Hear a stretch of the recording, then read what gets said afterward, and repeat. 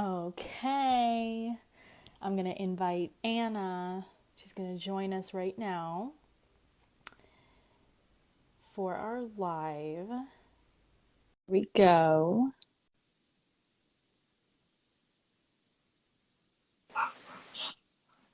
Hello. Hey, how How you are doing? you? Hold on, let Good. me put a Oh, filter on. having some fun. Thank you so much, Anna, for doing this with me today. No problem. Okay, so I'm really happy that you're joining because I've been following you for a while and I've been seeing your amazing work, whether it's behind the chair or it's on the platform or it's a competition or anything like that. So I just want to share with the people who are joining, tell them your story. Like, I read a little bit about it, but it was really inspiring to me. So please tell us, who are you? Let's see if I have enough time to say that because my story is pretty long. Okay, so shorten it. Well, I was born and raised in Italy. That's why I have an accent. So I'm originally full-blood Italian, in Tuscany. That's where I'm originally from until I met my husband. My husband is American, and we got married, and I moved here in the United States. I have a background. I studied for become a fashion designers, and when I moved here in the United States, you needed to go in the big city to pursue that, the fashion industry. But my husband hates New York City, so I have to adjust to that one. And I found my why, and it was to get into the beauty industry. And I went to cosmetology school, and I learned to do hair and makeup. Actually, my other things it was to become a makeup artist. And then when I went to cosmetology school, the hair situation took more advantage of the makeup. And I really like it because we study as a fashion designers. I have like 360 degrees vision of the beauty industry. And since then, I just wanted to be a better stylist because as a client, I always had issue to find a good hairstylist that really understand my needs as a client, what I really wanted. So my thing that I said all the time is just like always listen to your clients what they really need and what they want, but at the same times put yourself as your professionalism and meet in between, in the middle.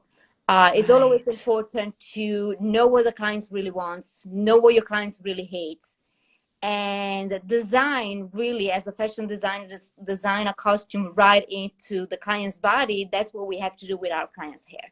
Design something Yeah. that suits them and brings out their beautiful inner beauty that they have and make them feel comfortable and make them to come back. That's really, really important. Yeah, it's all about communication. It's about finding out your why. Yes. The how, from what you just said, the how you do it, that'll come later. But if you don't know yourself, you're not going to be able to do all these amazing things. Yep. Yeah. Okay. And then during the after I was after beauty school, I did my training in an amazing salons because our creative director at our school wanted me to work in the salon, but the big stylist that already had an assistant. I was like, what am I supposed to go there? I mean, the big names have already assistants, so what I'm supposed to do is like, I want you to go and work there and be the assistant of everyone.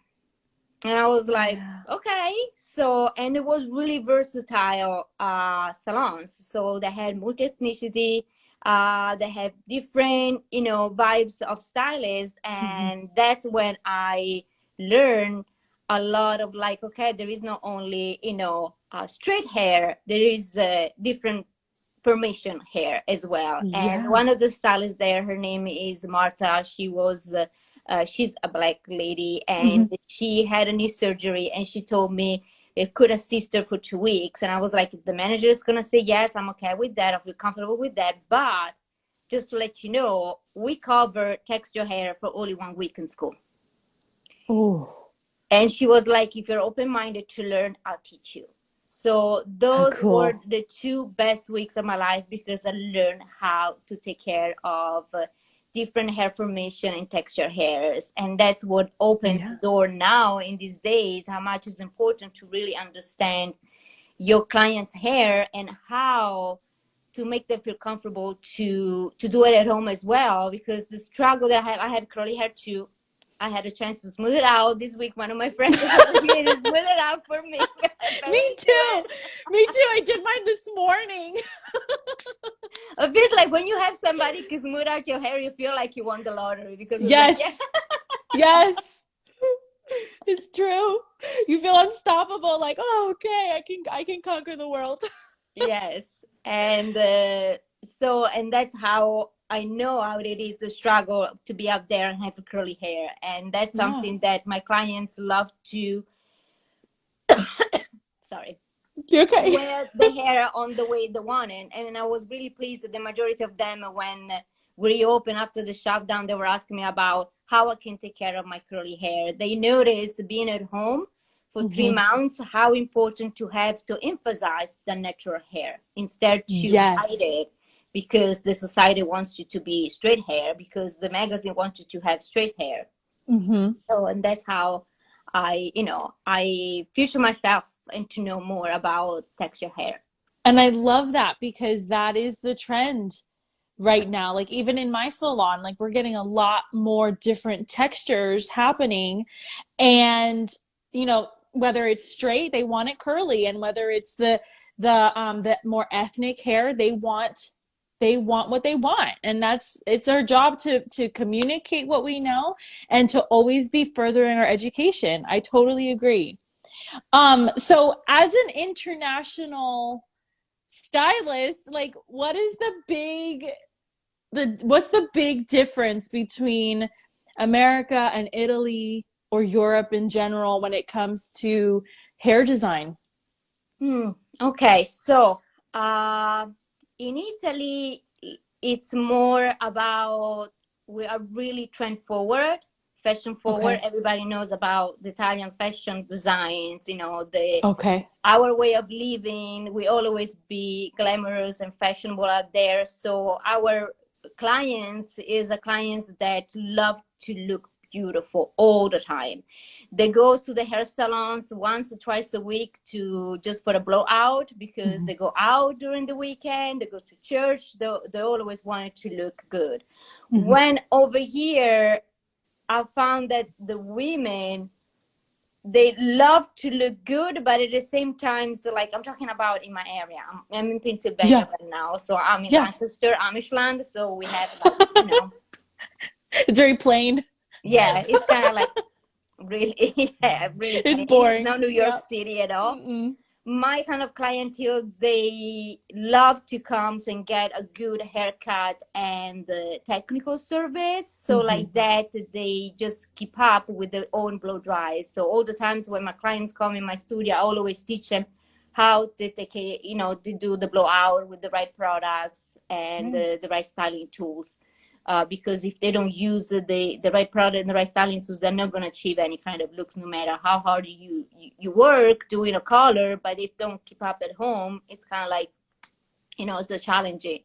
So that's what I noticed a little bit of difference of. And but I feel like now even United States is stepping up that game to be into more fashionable as well. Cool. Okay. So I want to talk about your competitions and that kind of thing and how you got into that.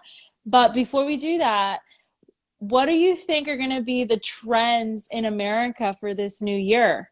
Since you have been all over. So what do you think is going to happen later on? Well, I wasn't able in the past 2 years to go and do fashion shows in Europe. Unfortunately, I was there in September for the Venice Film Festival. So I glam up some VIP people for the red carpet event or for the press release. So that was a really good opportunity. I've been waiting for that for 5 years, and then the pandemic hit it and I wasn't able to. So when they called me to do it last year, I was like, I would jump in the first place. To do it.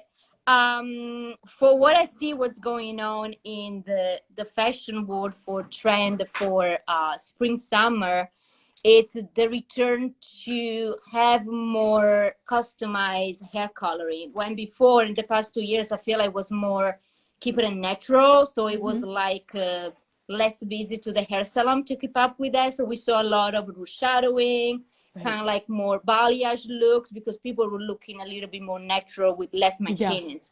But now that things are going slowly back to normal, I feels like the clients are going to look for something a little bit more more particular, more suitable. Like I said, you need to be the fashion designer to customize the color for your clients. So I feel like we're gonna go back to see more colors, so more colorful hair, less like rainbows or mermaid or My Little Pony hair. But I feel like clients that wants to go and have a beautiful hair color to suit that really well.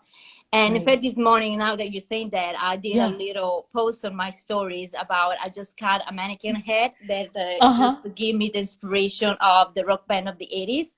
So I did the haircut, and now I'm asking to my audience to go on my stories and pick the colors. And I put the Pantene, I don't know if you follow Pantone colors on Instagram. I don't, but I've been meaning to get on that. Oh my God, you have to, because Pantone is the one that, I don't know anybody, that comes out with a colors collection, and they have the color of the year. And every time at the one that they say to the fashion world, these are what the colors are going to be trend for spring, summer, for winter. And that's how the fashion designer create a collection of the gowns. So look for that page and get inspired with the colors. In fact, my story is about what's Pantone is taking right now in the direction of colors, and pick your colors that you want me to create on the mannequin head. Oh my goodness. If you guys are watching, I love all of this. If you guys are watching the live right now, make sure you go to Anna's page and check out her stories. If you're watching the replay, and vote, make sure you vote. And if you're watching the replay, go to Anna's page and follow her. You're going to be so inspired. Oh my gosh. I love watching all of your posts. So, okay. So now, how did you get into, I guess, all these competitions? Right? Because you do a lot of competitions. I put myself to do, at the beginning, competition was always kind of hard for me to do it, because I'm a Leo, and I'm kind of like hard for me to go out there and compete without knowing the result right away. Okay. Okay. So, but I love to do competition, because I learned in 23 years being a hairstylist that I have a creative side of me that needs to come out. Yeah.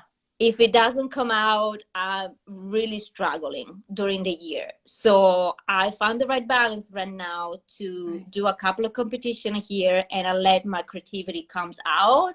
So for the rest of the year, I can shut down, and I can do a regular life as a stylist and a facilitator, in this industry.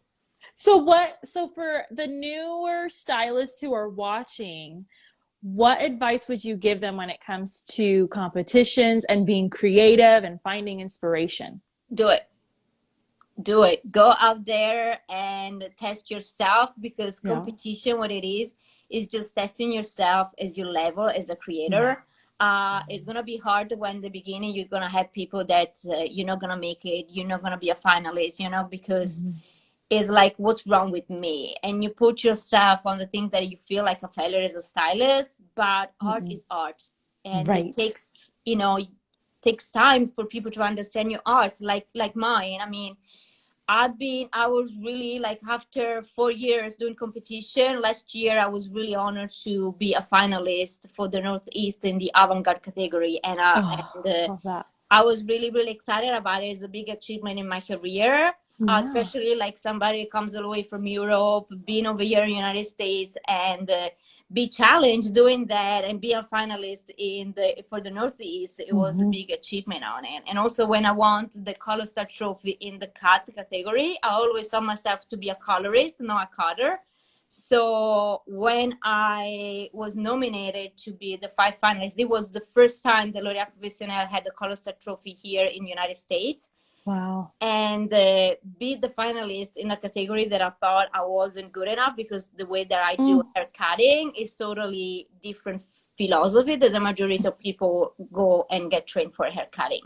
So when I was a finalist, I was really shocked. And when I went to New York for the big finale, then we had to recreate the same looks of the pictures that we submitted.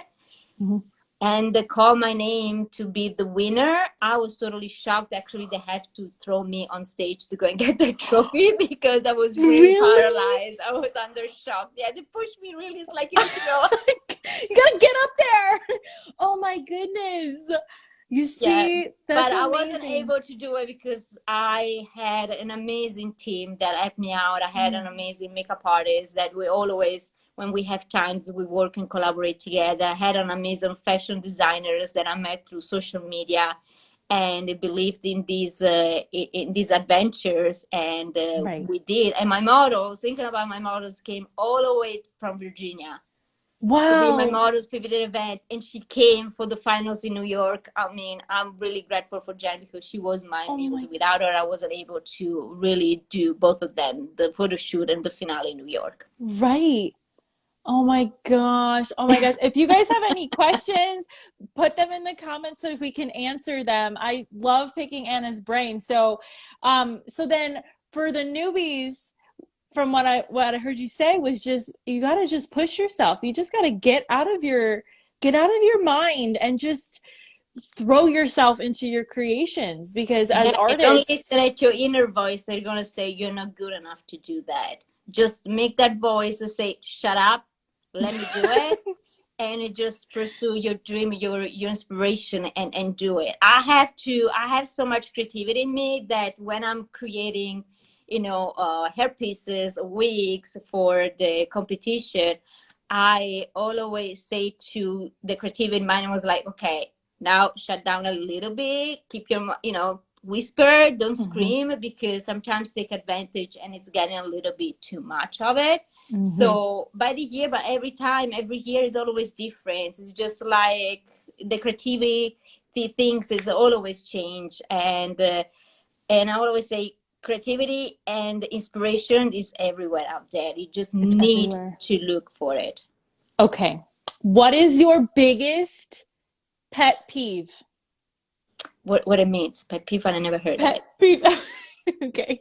Okay, pet peeve is like the thing that just gets under your skin. It just drives you crazy when new stylists or being out in fashion week, it's just something that somebody does that just drives you crazy that you don't like doing. What is that one thing? Oh, that I see they're doing it that is wrong, or that I don't like it. That you just don't like it. You just like you can't stand that, so you do it this way. Well, the one thing that I don't do, because it's not that I don't like it, but I feel like it's just boring. It's Okay. men's hair cutting. Okay. So men's out Okay. there, don't hit me. I mean, it's something that the inspector is the only thing that I don't teach. I teach everything for L'Oréal Okay. Professionnel. The only thing that I don't teach is men's hair cutting. I think it's just when you have your men's clientele comes on the chairs, it's kind of like repetitive. They want the same look. Men's are attached to their own image a little bit Mm-hmm. more than a woman. Yes. So being a really creative and artist, I You like need the to change. change. Yeah. So Yep. women all the times they give me the possibility to change. My clients, they know that all the times I tell them to change the season, change the look. It I can love that. be lighter the colors, it can be the haircut, but I can be creative and change. Men's most of the times they come there, spend at the same times, and they always want the same. So for Yeah. me, it's just a little bit thing that that I don't like. That's the only thing. Yeah. That's the only thing. That's Yeah. okay. I love that. I love that. As a creative person, we need that release. That's okay. So, before we close, if you guys are watching the live, if you're watching the replay, Anna, I'm going to head over to Anna's channel and she's going to ask me some questions about what I do. So, I'd love for you guys to follow us there. But before we close, Anna, do you have anything final that you want to tell people watching? Uh, Well, for all the hairdresser out there is just like step up your games, know your worth, and just every day get out of your comfort zone and try to do something different that you never did before. Don't stuck on the path to be the same hairdresser that does every week, every month, the same things. Just get up a little bit of your, comfort zone, get a mannequin hair, practice something crazy that you never practiced before, do a crazy haircut that you never did before, do a crazy hair color that I never did before. And believe me, when you finish, you're going to feel something. It was like, wow, I didn't know I could do that. Wow. Yeah. It just comes out from within you, inside you. Just, oh, okay. I love that. So, all right, you guys, come on over to Anna's channel because we're going to be talking more over there. Thank you so much, Anna. I will see you soon. You're welcome. Yep. See you soon. Bye.